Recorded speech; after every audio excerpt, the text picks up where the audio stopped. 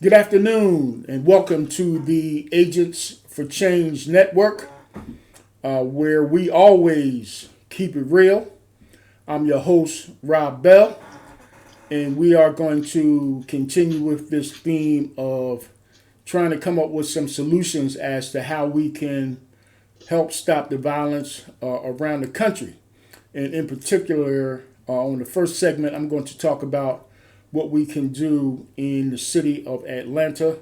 There are a few things that have taken place over the past week with the mayor and also the chief of police with regards to them coming up with some strategies out as to how they can see and what they want to do to try to make a change.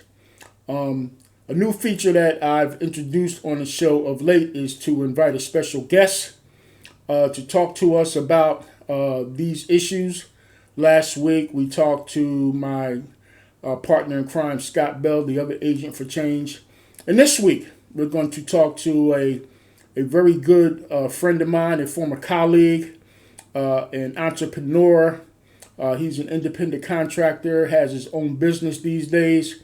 Him and I have talked about this issue in nauseum, and we are pretty much on the same page when it comes to this, and I respect his opinions about this wholeheartedly.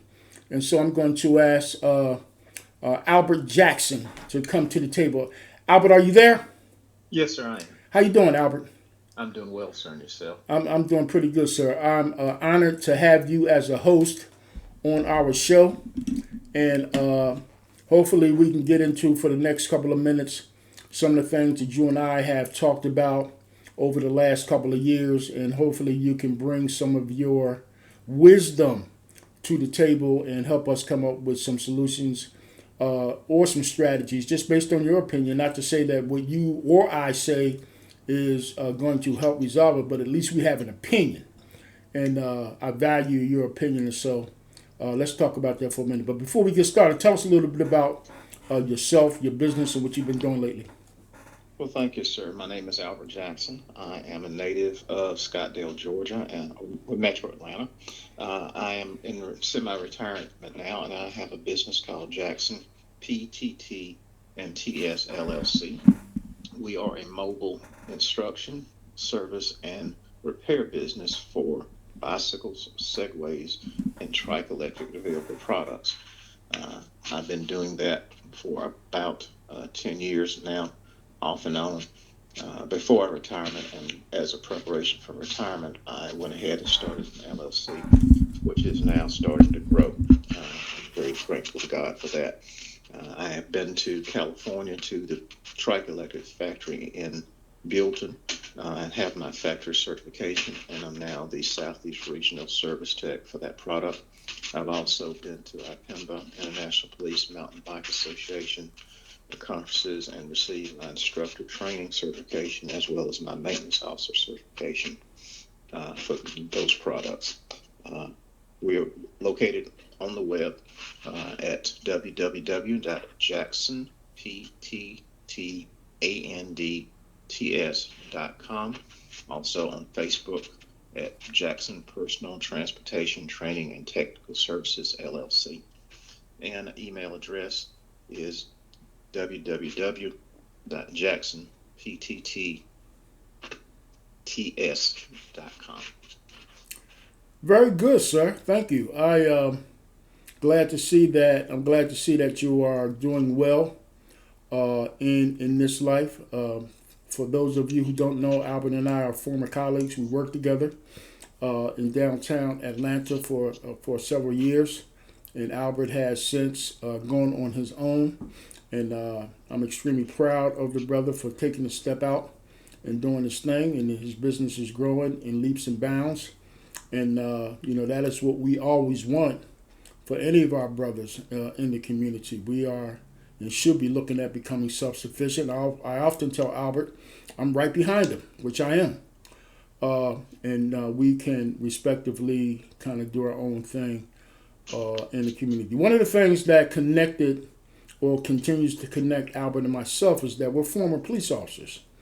And as such, we have I would say, two-part view on what happens in the community, because as two black men and as two former police officers, we have had an opportunity, we're two retired police officers, by the way, we've had the opportunity to be on both sides of the fence and kind of look at what happens in our community from a professional perspective, as well as looking at it from a personal perspective. And so that has caused us to engage in several conversations having to deal with not only this violence issue, but the social ills that continue to plague us in our community. But the thing about what's happening today is this violence issue is overshadowing everything else. And so we have not even begin to scratch the surface of some of the other things we need to do in our community in order for us to move forward and become self-sufficient as a people, because we are so now caught up in this whole issue of violence, and it's really a little disheartening. And so my question to you, Albert, is and you're an Atlanta native, correct?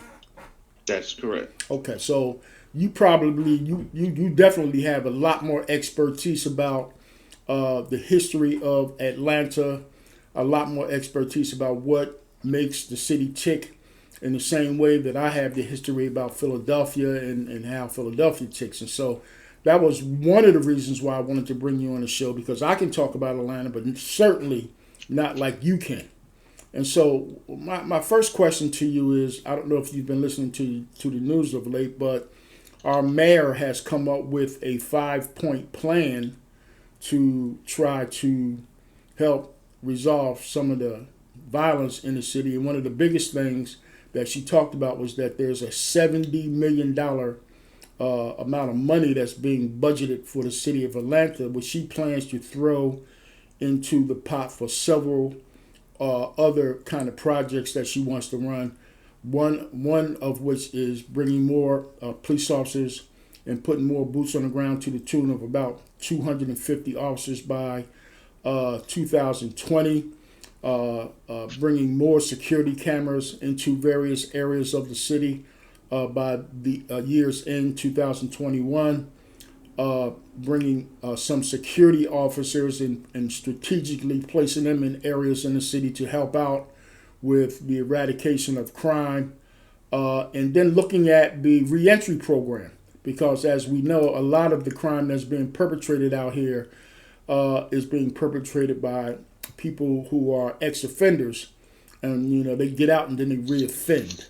So, having heard that, what's your thought on that, sir? I'm sure the mayor has good intentions, but I think she needs to also be realistic about what they will do. $70 million is a lot of money, and it will actually help the city. More officers. Okay, yes, we do need more officers. Atlanta is some 250 officers short, and has been for some time. And that shortage predates the disruption of 2020 following the George Floyd incidents and the summer of violence that we had here in the city. So that will help, but that's a small part. Uh, More cameras will help as far as witnessing and reporting crime, but understand that when a person comes to trial, there has to be a live witness standing there in front of them. So unless there's a person who is monitoring the cameras at that time, that evidence might get in, it might not. And if it doesn't, it's great for investigative purposes, but it's not necessarily good for conviction. The security officers is great, but understand that they can only observe and report. And as you know, we've already had one security officer at Lenox Mall, shot by two young people, both of them teenagers, wielding a gun. And the encounter lasted for some time, as if they were taunting or playing with him until they shot him. And so getting people to take these positions is going to be an issue. And as you know, from being a former law enforcement officer like myself, it is hard to find qualified people to be armed security. That's even harder than it is to get people to be security at all. The last part is a reentry. That is going to be the most critical part of it.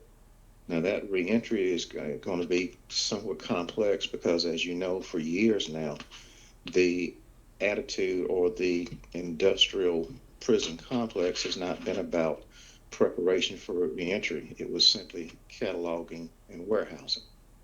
There has not been a genuine attempt at rehabilitation of offenders since probably the 1970s. And that's going to be a hard sell for the mainline politicians because they're going to respond to their constituents who want an eye for an eye and a tooth for tooth and a pound of flesh. They don't want to hear about how we're going to get them a high school GED while they're incarcerated and how we're going to give them job placement assistance or skills training. They just want to continue the industrial prison complex as is.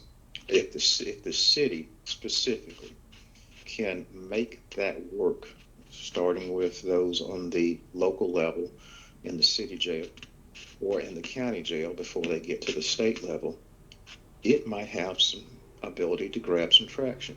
And of course, as you and I have talked about, generational curses versus generational progress, that is the key to reducing recidivism. It is going to be a generational thing. As you and I have talked about from our careers, yours being in uh, local law enforcement and then in corrections, and mine being in the sheriff's office, which is a statewide office, which always contains both enforcement and corrections. We cannot continue to strive in the black community or stop the eroding of the black community until we stop the celebrityism of everybody in 3 or 4 generations having a EF number, which is the designation in the state of Georgia for having a felon conviction or a state ID number for the state prison system. Talk to us about what you mean by celebrityism. That's a good term. Okay, it is celebrated in the black community of A, with our young people having a felony record, B, having served in the same prison or the same cell block that daddy or granddaddy or great daddy did, and celebrated, okay, so and so went to prison and they spent 10 years. Okay, when they get out, yes, we should be grateful. Yes, we should have welcome them home and have a dinner, but we should not celebrate the fact that they were gone for 10 years. We should cherish the fact we have them back now, but while we're sitting around and talking with them and asking them how they're doing, we also need to ask them, okay, now, what you going to do now that you're out? What do you need help with so you don't get back in? Versus, do you want to go see so and so who you were with but didn't get caught and did not tell on you? Okay.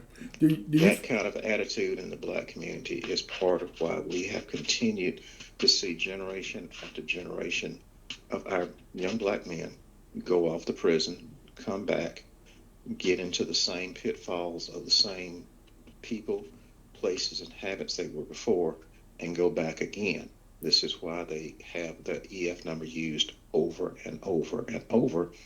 And there is, quote unquote, no shame in that. It is celebrated. Yeah, it sounds as if it's like when I went to college, I was the first one in my family to go to college, and I certainly brought that back to my family when I left.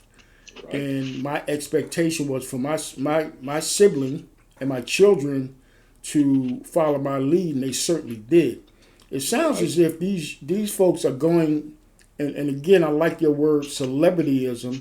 They're going to prison and celebrating the fact that they've spent time, and instead of coming back with the attitude of this is a place you don't want to go. I've had time to think about it because I was pretty much forced to, and this is the direction I'd like to see you travel. It sounds like they're coming back being a better criminal than they were when they first came in, and that's the information that they're passing on. And so we're building generations and generations of criminals. That's correct. It is it's as if having that EF number is a badge of honor versus a cloak of shame.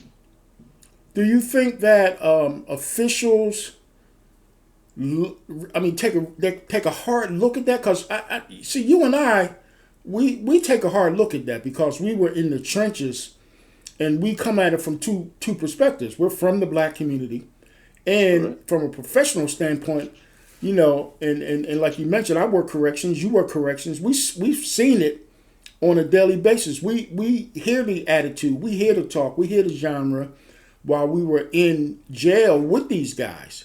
And it seems to me that public officials don't have a good handle on what that's all about. And these initiatives that they come up with seem to be band aids or political statements or statements that cause them an opportunity to generate money for their respective cities and organizations. And it never kind of trickles down to what the systemic and realization of why our communities are in dire straits. Uh, uh, the intentions are good, but once the money starts flowing, as you said, that trickle down doesn't get kind of like the Reaganomics of the 80s. Trickle down theory only went so far and it never reached the bottom of the well. It always got evaporated before that. And it's as if the officials, which are not from the black communities, are not from the poor side of the track, don't understand, which they don't, because understand, if you have not experienced that, then you don't. Now, our mayor has some advantage. She is not from a family of wealth. They weren't necessarily on welfare or public assistance, but they were blue collar people. And she has done very well of, as you said, developing, going to college, come back and setting an expectation. I'm sure she has that expectation for her children and will have it for her grandchildren, such as you have fostered that expectation in your family. Right. She has done well by making it through school, for pursuing herself, become a lawyer, uh, becoming an elected official, and I'm sure she will push that. That this is the new standard. This is the new standard for the Lance family, and now that she's married, the Lance Bottoms family. So we can expect future generations of Bottoms and the families they marry into to rise up and to get better. But that's one family. That's one household. Our public officials who are not from that background do not understand that. They think they're doing well, and God bless them, they're trying. They're looking for answers instead of sitting on the hands saying, well, it's not my community and I don't care, or, well, they've been like that forever. Why should we worry about it? Which is a lot of what we're seeing in Washington right now within our Senate Right. and some of our House of Representatives. Right. As why should we change the status quo? I seem to be doing fine. My family's fine. My community, which is probably a gated community or a community of wealth, is doing fine. Why should I care about public programs? Because they do not live by the golden rule of doing to others as you would have them do unto you. Right. They want to keep things as they are because they're doing fine, but that's not serving the whole public. Right. In the words of our 44th president, in response to a statement made by his then opponent, Mitt Romney, doing a stump here in Atlanta, as a matter of fact, he commented that 48%, only 48% of the country agreed with the then sitting president that they were in the majority and they should therefore win. And in class response, as he always was, a class and gentleman, his soundbite was, I don't want to be president of 48% of America. I want to be president of 100% of America. So therefore, although I have to make tough decisions and they're not going to make everybody happy or might not help all, I'm going to help all I can because that's what I was elected to do. Yeah. So we're coming up against time, Albert. Before I let you go, one thing that you'd like to see happen with regards to making some inroads with this violence issue in the city? First, I want every father of every child black and white, especially in Atlanta, to be responsible for their household. Second, I want them to not let the standard go down. Third, and as you and I talked about before, I want them to be the pebble that's thrown out into the water that starts the ripple effect. And for every pebble that's thrown out and starts a ripple effect, those are generations coming behind them, those ripples. And those ripples from the other pebbles, when they start crossing over each other, that's community involvement. That's community pebbles, okay?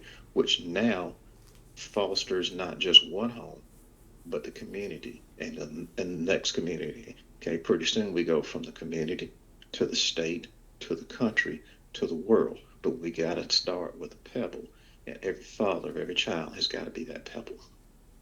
Okay. Thank you, sir. Obviously, we could talk about this for hours because Yes, there sir. are certainly a lot of issues in addition to this particular issues that need to be dealt with. And in fact, you and I have talked about this in hours for hours in person. So I'd like for you to come back on at some point and talk about some of these other issues. I appreciate your time today.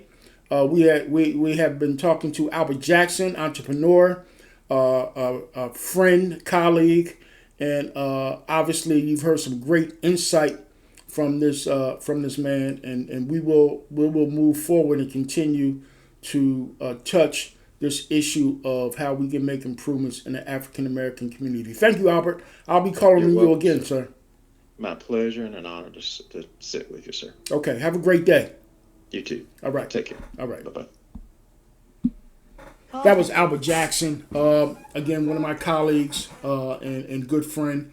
And obviously, he has some great insight on some of these issues that take place in Atlanta, Georgia. We are kind of up against time, and so I'm not going to get into, on this particular segment, what's happening in Philadelphia. I'll keep it generic, or I'll keep it close to the city.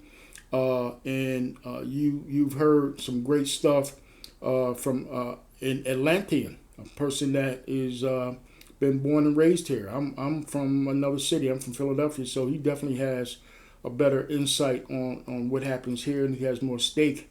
And not that I don't, but he has as much stake as I do in trying to make some improvement in the city of Atlanta.